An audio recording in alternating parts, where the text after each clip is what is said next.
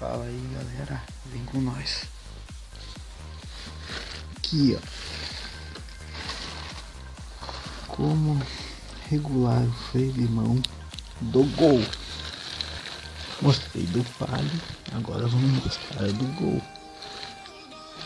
Então, aqui, ó, onde o escape faz essa curva, ó, vem lá da frente, deixa eu ver se eu sigo. Aqui, ó, lá da frente tem o silencioso intermediário aqui no meio do carro. Esse intermediário tem esse suportezinho aqui, ó,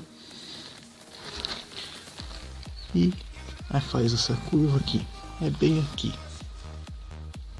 certo? Aonde? Em cima, lá de cima do escape. Ali, ó. Vocês estão vendo aqui? Esse parafuso ali, ó, com essa polquinha aqui, esse parafuso e essa polquinha aqui, é aqui mesmo. Aqui mesmo. Como que faz? Você solta o freio de mão, tá solto lá, e aperta essa polca aqui. Essa polquinha aqui, ó. Aperta ela.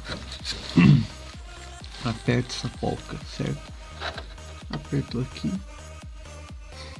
Quanto mais você aperta, mais baixa o freio de mão.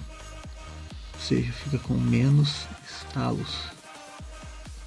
Mais apertar, menos estalo.